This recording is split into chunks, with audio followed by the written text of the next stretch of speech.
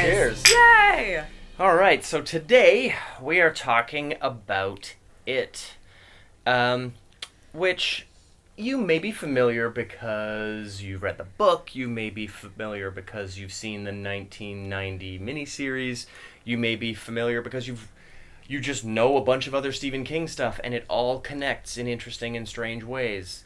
But this particular version of It is about to be the highest grossing horror film of all time, which is pretty amazing. It is pretty amazing, I would say, especially because this is also one that, you know, everybody was so like all up in arms and shit the minute they heard that somebody was going to, do something so sacrilegious as like try to fill those big clown shoes. Yeah, and it's a huge deal that this is a iconic role that Tim Curry has played in the past, but it's not so much a remake. Not at all. Because when you have a source material, it's a readaptation.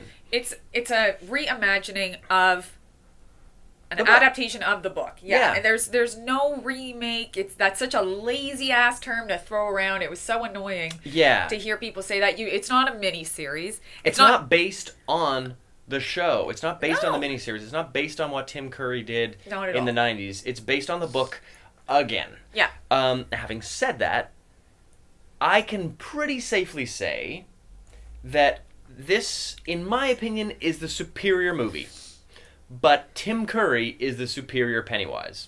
It's two different things. I mean, first of all, Bill Skarsgård isn't trying to do Tim Curry. No. And he has made it his own, as much as Andy Muschietti, the director, has made the film his own adaptation, and he's made Pennywise his own sort of envisioning of Stephen King's character. People keep saying, oh, Pennywise, like the clown, he ruined clowns in popular culture. I'm like, yo, do you guys remember John Wayne Gacy? Well, and let's talk about John Wayne Gacy screwed up clowns, first of all, for everybody. Well, it's not like Stephen King made clowns scary. No. Stephen King picked a clown as the avatar of fear because children specifically, are so terrified of clowns. So it's a chicken and the egg thing where Pennywise didn't make us scared of clowns and clowns didn't make us scared of Pennywise. Exactly. It's a bit of both, and it really is an avatar of terror that Stephen King chose. Absolutely. I mean, and Bill Skarsgård's interpretation, as well as sort of Andy Muschietti's, I'm saying it wrong, Muschietti. Okay. Sorry. His envision of it was super cool. I happened to be on set for this film, and I got to interview everybody. And Andy's vision was interesting, first of all. He was saying how he really wanted Pennywise to look like a Gerber baby. To have a weird baby-like head and quality, and to have sort of like a colicky look to him. Really? Yes. He also said he had always envisioned him as wall-eyed. Interesting. Yeah, well, he is there are certain frames where his eyes are not quite right. Well, and the interesting thing is that Bill was saying that he naturally can go wall-eyed. Oh, how cool. And he showed me. And he just naturally, when he kind of lets his eyes go, they go kind of wall-eyed. Wow, I wonder if that's how he got the gig. It's like, I think behold, it was just a wicked, that's like a great addition. Yeah. That's why, again, what I was saying to you, one of the things that I loved the film. I think it was great. But I will say that one of the things I actually didn't like, or could have, if I had to find flaws in it, is the CG they used on Pennywise. I don't think they needed it, especially with the eyes. Well, it's interesting because visualizing what Stephen King describes in the book as silver dollar eyes. Now, what does that mean to you? To me, it means a couple things. To me, it could mean like Coke bottles, like sort of like Bubbles from Trailer Park Boys. Right. Or it could mean almost, like when someone's eyes kind of just go blank. I don't know. The closest thing I can think of that has been like properly executed silver dollar eyes would be like Vin Diesel's eyes in the Riddick movies. But those are more like dimes. But yeah. I'm not really sure what the hell it means. But to make them almost have their own light was a really interesting choice. I like that more than the visual effect they did in the 90s with like putting a silver sort of composite layer on top of his eyes. I thought what they did was really haunting in the new movie, as opposed to that strange 90s effect. See, I mean, for me, when I did see this in person, also because one thing, Bill, very weird to watch him set up a scene. First of all, when Andy is framing, he's got Bill sitting there, and while he's setting this up, the whole time Bill is looking in the camera and he's going just practicing being as spooky as possible. Faces, and he's doing his chicken lunges, and he's practicing. He's never his chicken lunges. But he's always practicing and making these faces and working on these little laughs. He's like, right before they would start to shoot, and he'd go, okay, rolling, okay, sound, okay, and then you hear, yeah, and then he would just start, and it's very, very weird. He was never out of character. But he had his own, he had his very own take on it, which I really appreciate. He wasn't trying to do Tim Curry, and Andy wasn't trying to do that Pennywise. He had this very specific vision of him. He wanted to be very tall. I mean, the other thing is Bill is about 6'3", I think. Oh, really? But that extension on his head, Jesus Christ. I mean, I don't know. You guys might. I'm a small person. I'm about 5'4". So when I did meet him, and he had this giant baby fucking head on him, he stood about 6'7". See, he didn't strike me as large in the movie at all, because compared to kids, you're tall. So I don't know, man. Those kids are pretty. I mean, the thing for me was that something large to a 10-year-old isn't something. I didn't realize he was 6 foot something plus a baby head. When you see him in comparison to Jack Grazer, who plays Eddie Kaspbrak, when you see him and he lifts him up, and he, when he comes out of the fridge and all that stuff. Sorry, we're just giving away shit here. Sorry. You can really see the difference then. Okay. But I think a lot of the time, they actually showed the bullies to me looking much larger, because they always seem to be a bit looming and coming over everybody. The bullies are slightly different in this than they are in the book, which again is its own adaptation, as are some of the characters. Like, even some of their traits have been switched around. Who, I think, is it Stan? Somebody whose bar mitzvah it is. Stan has the bar mitzvah in the film, but I think it is... Oh, really? That was switched. Yeah, and actually it's funny. All of the kids in the film all basically read for that part. So they all learned the Torah. That's hilarious. They all learned how to do that. And Jaden also, Jaden, who plays Bill, he learned how to do the stutter from YouTube videos, which was something interesting he told me. Oh, that's neat. Yeah, I found that the kids in this were really quite special. Yeah. And if you're familiar with the book or the miniseries and now the new film, you probably know that there are basically two parts to this story, separated by 30 years. And I feel like the element with the kids is the part that you really have to get right if you're going to have the second half of it with the adults have any resonance whatsoever. Well, and those kids are just magical. And that was the thing I think they also really realized. I mean, first of all, when they were filming this, they already knew there would be a second part. That wasn't even if this bombed, that was not going to be a question. Just like Warner Brothers. No matter how badly your Superman movie does, you're just going to make another. It is Warner Brothers. Yeah. Warner Brothers. That's just like Warner Brothers. But they definitely were aware that if they didn't cast this right, this thing would fall flat on its ass. Yeah. They definitely, and from what the kids told me, they spent a lot of time casting. Now, first of all, this script itself, this whole project was years in the making. It went through a bunch of different directors. It went through different writers. Yeah. Right? Cary Fukugawa. Yeah. He was initially the person signed on to do it. Okay. He dropped out.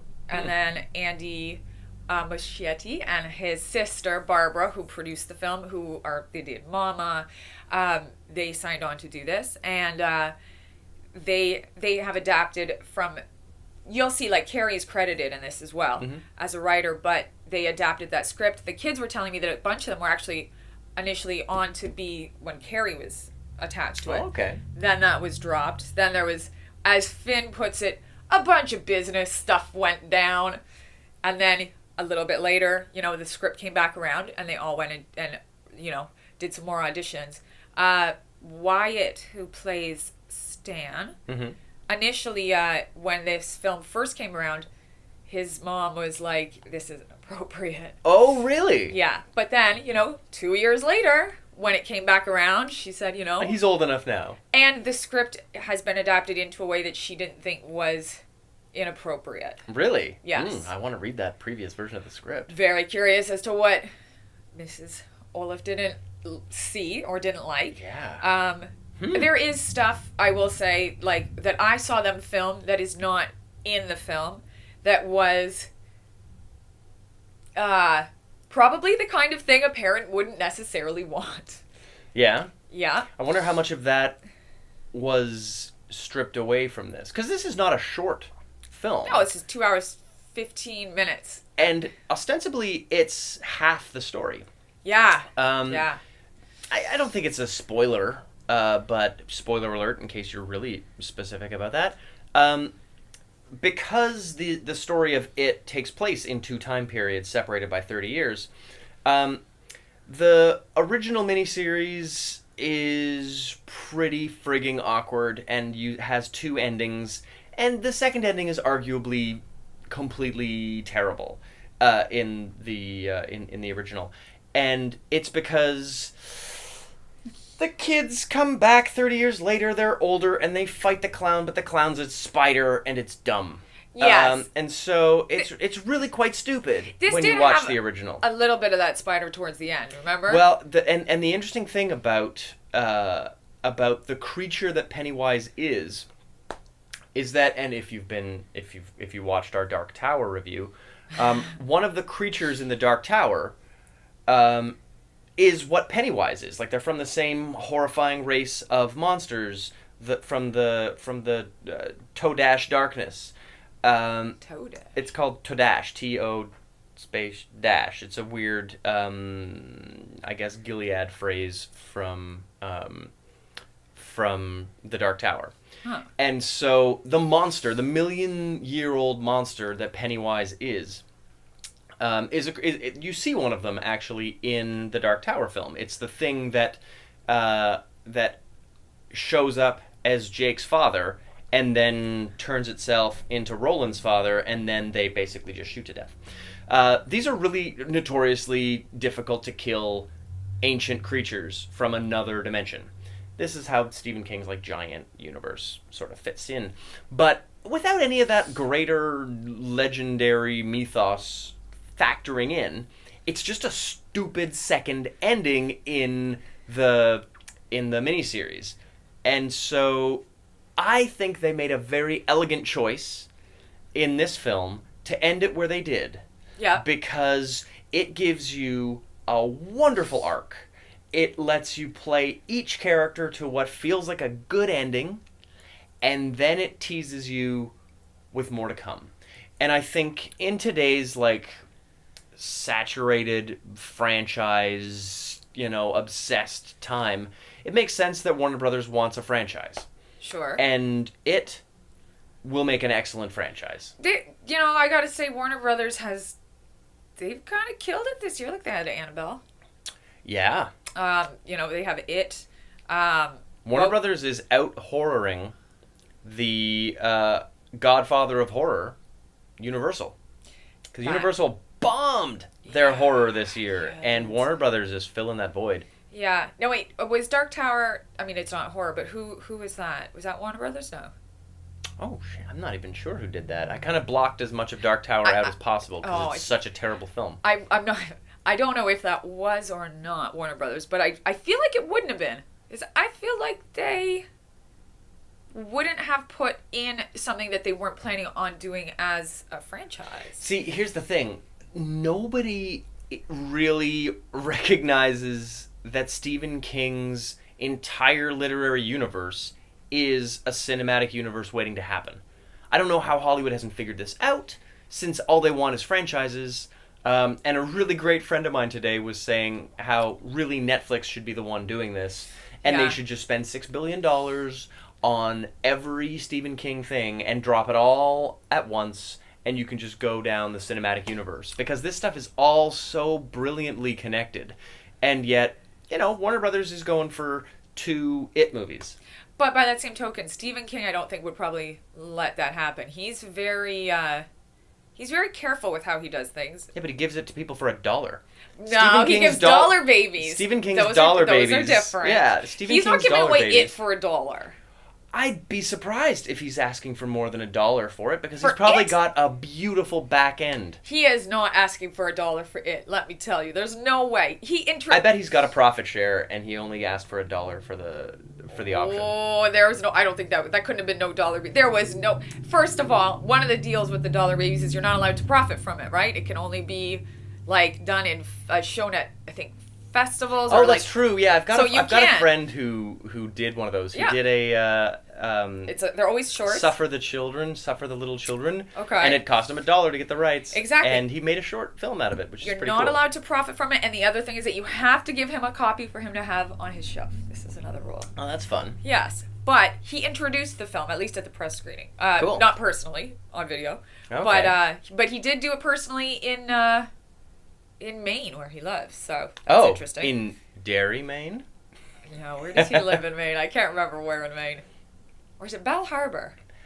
I don't know. He tends to write about the places he lives in. Yeah, and he writes about things that he knows, and he writes about, people and characters that he knows, which is sometimes when I watch these things, or when I read stuff that he's done, it's a bit sad because you realize, it's a bit dark.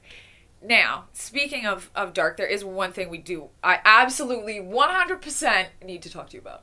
Very important. Tell me all about it. The bathroom scene with Bev. Now.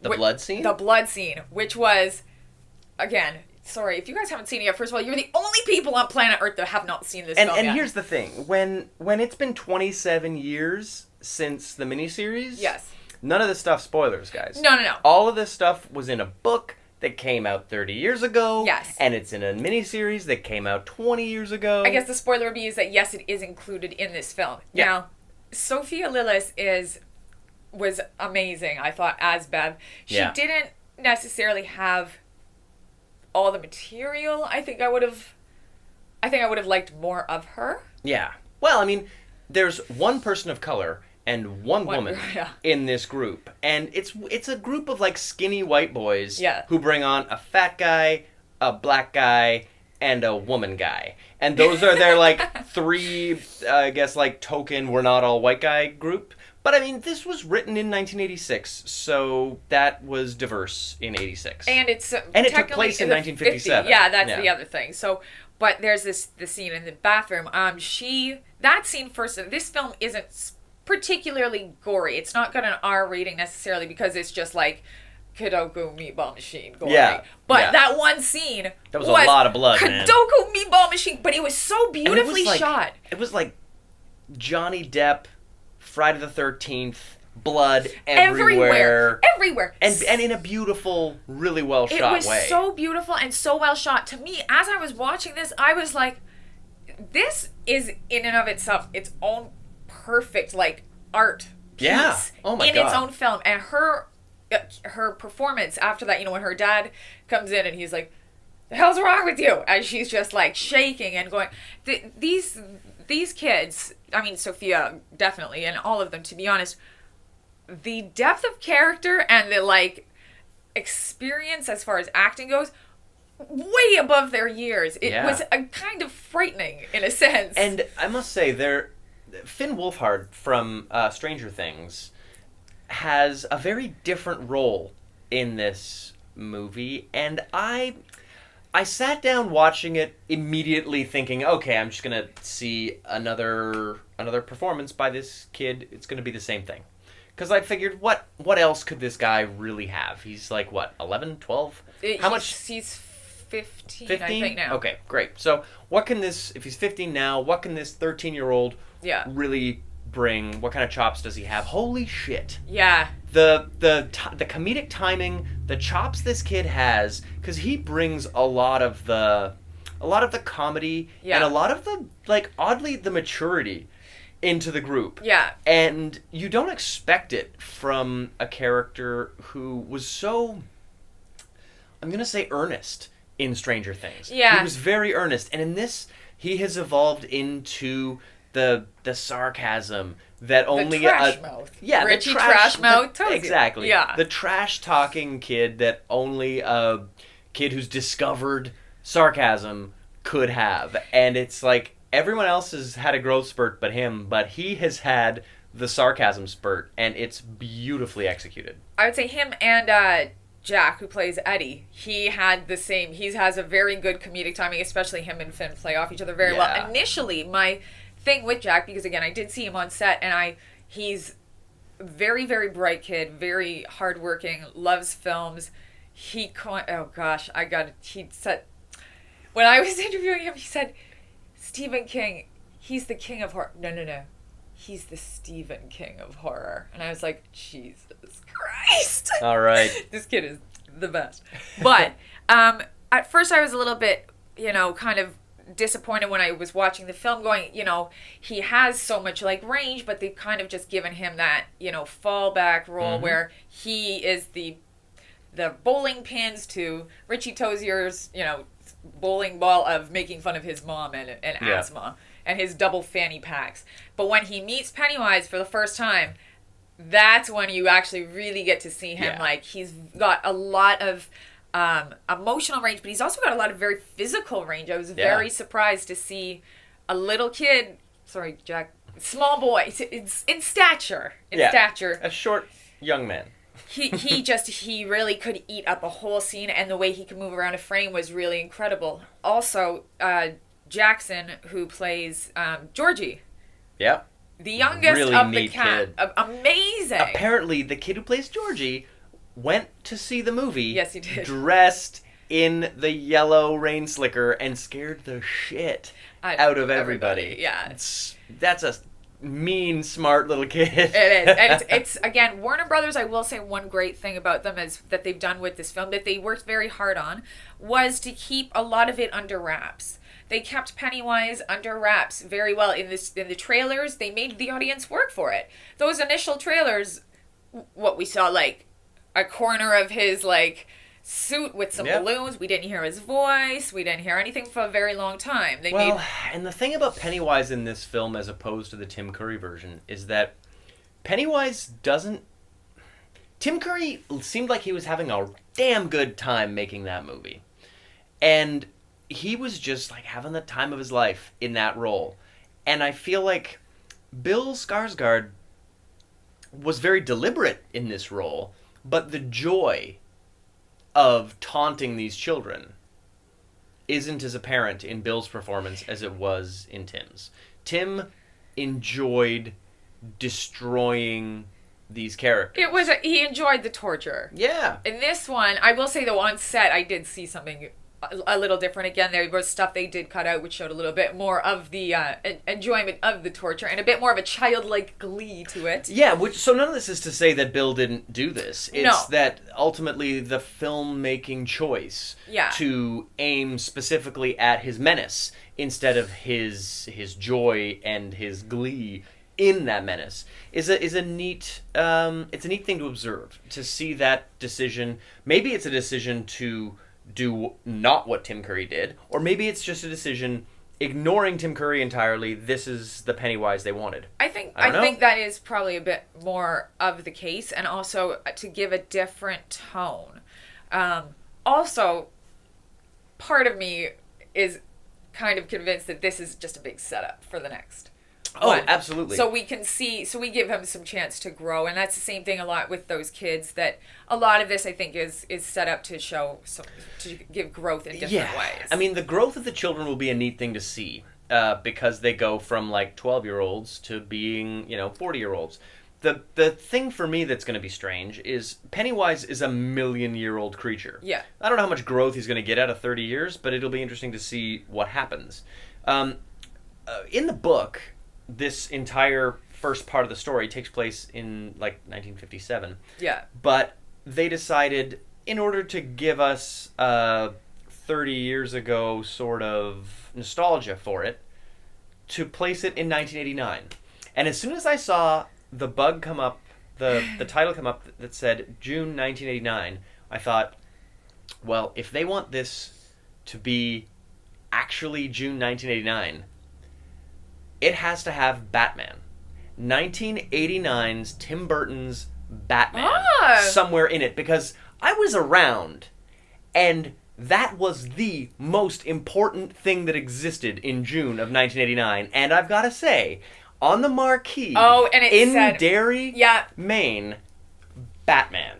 Nightmare on Elm Street as well? Was that on there as well? All I saw was Batman, because to me that's all that mattered. Now, also, but I loved that attention to detail, and there was a lot of those. Recognizing that you can't have June 1989 without Batman.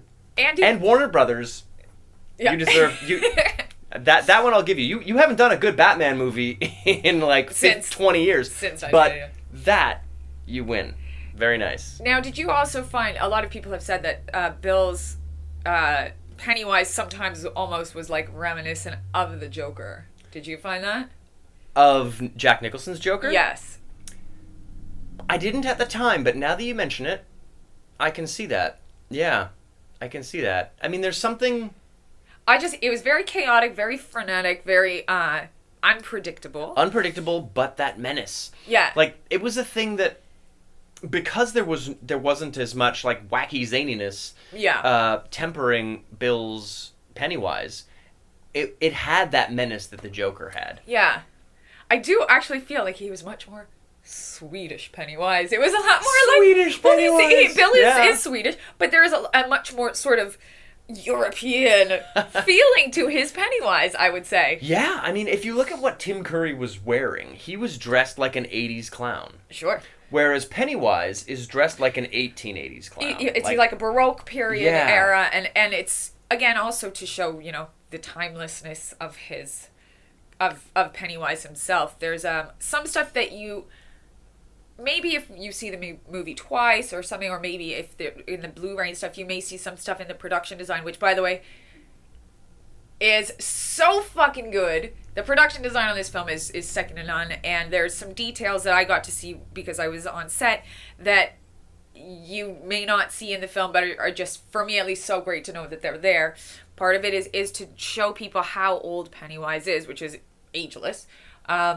It will show, victims of Pennywise that go back to, like the fossil layer of all the people he's been eating for generations. It's almost like an archaeological dig, like going back through time just to show how old he is and how long he's been doing this. And it's pretty amazing, and I think that Bill's very European take on it, I did quite enjoy. It's a bit more serious, as most European things are. Yeah, and it's interesting because for much of the film, you don't get the feeling that he's a clown. No. Until this moment that you hated and I loved. Yeah. In the final act. When Pennywise the dancing clown dances. There was something about it to me that was too... Okay, it's an effect that manages to basically... there are digital ways to do this, but there are... Dude, you know what those jib-jab things are that people send around at Christmas? It looked like a jib-jab! It looked like a jib-jab. A jib-jab is basically like a Christmas when it's like a dancing elf animation thing, but you can put your face on it, but it's just stationary, but the body moves and it plays... So basically, Pennywise the dancing clown is dancing, and the whole frame is moving. But his face is completely stationary, and everything's moving around it. And he's doing a weird-ass jig. Oh my god, I loved it so much. It's so weird. That's when I was like, and you lost me for a second there. But it totally worked for me. See, and it seems to have worked for everybody, I think, but me. It was too much of a jib-jab. I've seen, You don't like dancing in horror movies. Especially ballroom dancing. I do but not. In this case... True. I'm not big on dancing. Yeah, you're right. Yeah. I would not do well in the town of Footloose. You know what? There's some other... There's a new Guillermo del Toro film that has a little bit of dancing in it. Yeah. The Shape of Water. Yes. When it comes time to review that. I got to see it at TIFF, but when you see that, it'll be interesting to see whether... You've already told me that I'm... I don't think she's gonna like this one. No, you dancing kind of ruins everything for you. Yeah, I'm not big on dancing in films. Yeah, Footloose. Oh. That being said, though, the dance scene, the bar scene in Calvert, Ah, yeah, that's true. It's a great scene. So you like a like esoteric French dancing scene? Yeah, I like a weird mob, cult-like droned dance. Yeah, not so scene. much an MGM dance. That won't really do it for you. No, That makes sense. no. I mean, and in this film, he is Pennywise the dancing clown. I'm glad he didn't do too much dancing. He did more what they refer to as a chicken lunge, which is just a very weird, frenetic kind of walking, almost like a very drunk person in clown shoes. Which I didn't find scary. I gotta say, there wasn't a lot in this movie that I found genuinely scary. No, I found there was. I mean, the scene they interestingly, especially they cut things in the trailer differently. Mm-hmm. The scene with Jackson Georgie. Yeah. When when Bill finds him in the basement and Pennywise comes out of the water and he's saying, Bill, if you come with me, you'll float too. In the trailers, it's cut differently. In this, it has a bit more of a build, and it's super cool. And I found that very scary. Yeah, I mean, here's the thing: this movie is poised to become the highest-grossing horror film of all time. Currently, by the way, as of the time of filming, I was gonna say, love the shirt. The Exorcist is currently the highest-grossing horror film of all time, but only by about $45 to $50 million that it is likely to surpass. And oddly enough, the third highest grossing horror film of all time is Get Out, which also came out this year. Yeah. 2017 has been such a good year for high grossing horror films. Universal, get your shit together. Make a real horror film with your horror characters. Guys. Because there is money on the table and you're missing it. Listen, if Jason Blum of Blumhouse and if James Wan have proved anything to the world of filmmaking, first of all, is that there is so much money to be made in horror. Make a rated R horror film and put the fucking mummy in it. Put the Wolfman. Frankenstein. They're not action films. They're horror films. Don't try to remake a Brendan Fraser film. It's not 1999. Make a horror film. Catch up. And if you need someone to catch you up, go hire James Wan. He knows what's happening. He's a busy man, but I guarantee you he would not say no. Yeah. He has made an entire horror franchise while you've been sleeping. So, catch up. Universal, catch up. James, please help them. Yeah. For the love of the Lord. Well, and it's funny because James Wan right now is doing a lot of work for Warner Brothers on Aquaman. This is true. Which I think is going to have some neat phantasmagorical elements. He also just announced today that he's going to be adapting, what's it called? Sweet Tooth, I think it's called, which was a short film that he's going to be adapting into a feature length. Oh, cool. Well, that'll be neat. I mean, I'm a huge fan of James Wan, and mostly because you've introduced me to some of his Waniverse. Yeah, and I mean, I really do not like Jason Momoa in anything where he speaks English. So I'm looking forward to seeing if James Wan can make an Aquaman film I would want to see. I feel like he hasn't failed us yet. Yeah, well, we'll see. But I think Warner Brothers is in a good place for horror right now. Yeah. And like we mentioned, It Chapter 1 is doing remarkably well. And It Chapter 2 is the next step. Yes. It is, if you remember me mentioning that terrible second ending with the spider monster thing, it's basically that story, but instead of being some tacked on miserable also ran second ending, it's a whole other movie that I am hearing is going to rely heavily on flashbacks to the kids.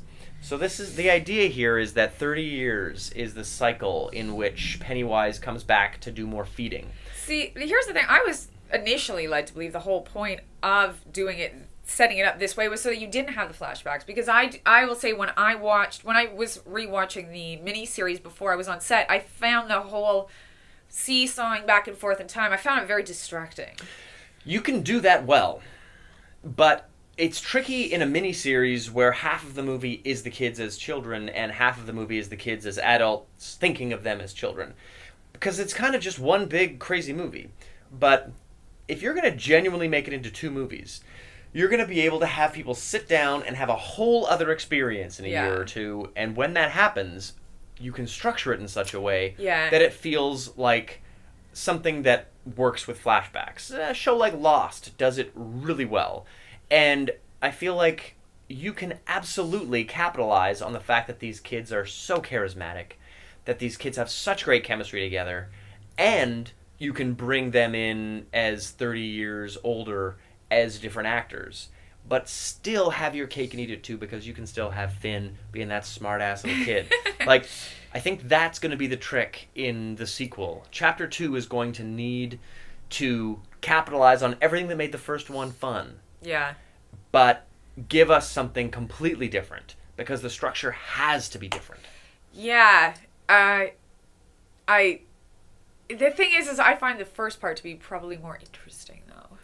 Yeah. So this is going to be a little bit trickier. The director, the filmmakers, the writers, they have their work cut out for them here, because the best part of this story has already been told. Yeah. So they have to somehow improve the second half of this in order to make an It Chapter 2 and they've that's set the worth bar watching. very high with the first one, I would say. Yeah. So I don't doubt that Andy and Barbara Machete can do it. I don't doubt that whomever they cast will be amazing. And rumor has it Jessica Chastain is their, like, First ideal choice. for Brenda. Well, and of course Bev. For Bev. And she was in Mama. They have an absolute adoration for her, rightfully so, and she would be great.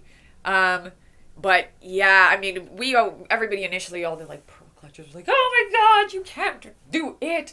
But now we can. It's like, oh my god, but can you do the second one? That's gonna be the key part. There's definitely a challenge in the wind for them to do this, because you're right, they managed to do this in a way that was in a lot of ways an improvement over the original. Now the great thing is, you can't be worse than that terrible spider monster. That the you fucking hate. It's just so bad. Hate the spider monster. I mean, with such vigor. It's incredible. And I think because Tim Curry was so great and that spider monster was so shit, you can't help but have a better chance at making a great Chapter 2, because you've got to do better than that thing, right? You've got to. So I'm hopeful that we'll get some more Bill being an excellent Pennywise, but we'll also get a better execution of that horrible creature, because it's not just a spider. It's something otherworldly. It's something other universally. And this shit has kept you up at night. It has. Holy shit. It has. I mean, the Dark Tower is something that is I know, like, I just didn't realize how affected deep. you were. It's deep in me. And so I'm really hoping that they create this monstrosity in a way that does it justice. Well, I think if anybody can, it's going to be them. And I know, whether they have or they haven't, you're going to tell me about it. I will. Yes. I will. You'll get an earful. I know. All right. Well, the next thing we're going to be talking about, we have a few things to talk about. One of them is not Fantastic Fest. Yeah. Yeah. Yeah. You know, we were planning on doing some coverage of Fantastic Fest. That's not going to happen. If you're not aware of what's happening with Fantastic Fest, look it up. It's really shitty. It's a quite unfortunate situation. It's with a lot of thinking, drinking, and heavy-heartedness that we've had to sort of make this decision to not do it. But we're still going to support the films when they are a part of festivals with integrity. Yeah. And so that's our plan. Beyond Fantastic Fest, we are looking at some it's a very exciting time for science fiction right now. There's a really cool Star Trek show that's already out right there, called The Orville.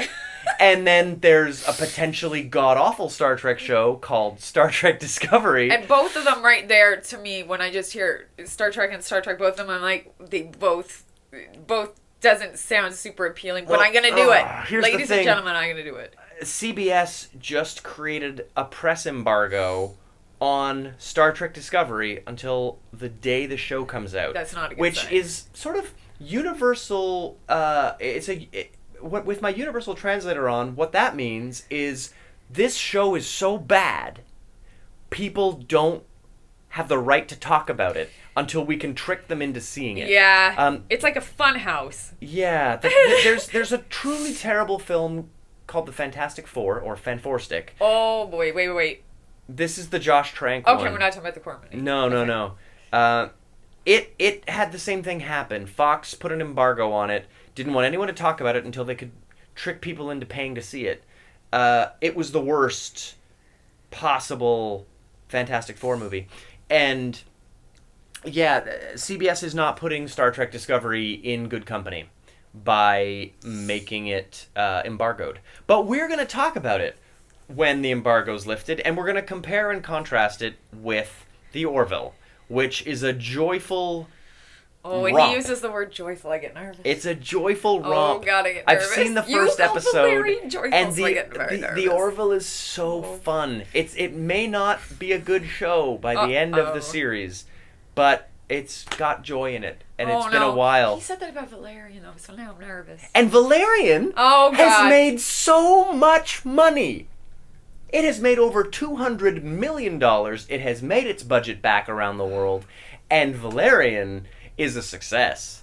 It's not a great movie. Look at the world we live in. But it's a success. And, $65 million of Chinese money makes a difference. Oh. But, yeah, it has opened well around the world. Has it? Yeah, it has opened well, and it's got my money. Oh, so, God. Yeah. Boys, okay. Yeah. All right. So now, anyway, we have some exciting science fiction to talk about. There's going to be Blade Runner coming up. That is exciting. Yeah, yes. Denis Villeneuve. We'll see if he's been able to really and truly make something unmakeable, which is a sequel to Blade Runner. People said that it would be unmakeable. Yeah. Let's see. They also said Valerian would be unmakeable, and they were right. So Yeah. I don't know. The money it's making is makeable. And then there's other exciting stuff happening this year that hopefully we'll have a chance to cover. I don't know if we can call Justice League science fiction enough for you, but what the hell's a Justice League? Justice League is a huge. Is that all the everybody together in one? All the everybody together in one. See, this is how you guys know that I'm going to be very good at reviewing these things. Yeah, especially like Star Trek. You should have heard me explaining to Matt the characters before. Oh my God, she thought Chewbacca was in Star Trek. I said Chewbacca-like, and then I said there was one that was a squishier face. And there's nothing like that in Star Trek. And there's a gray one, and a blue one, and a headband on the face. Yeah, okay, well, that's true. So, we're excited. This is going to be a really fun rest of the year, I think. And it's going to be a fun time for Fear Forever and a fun time for Your Geek News. I agree. Up top? Up top?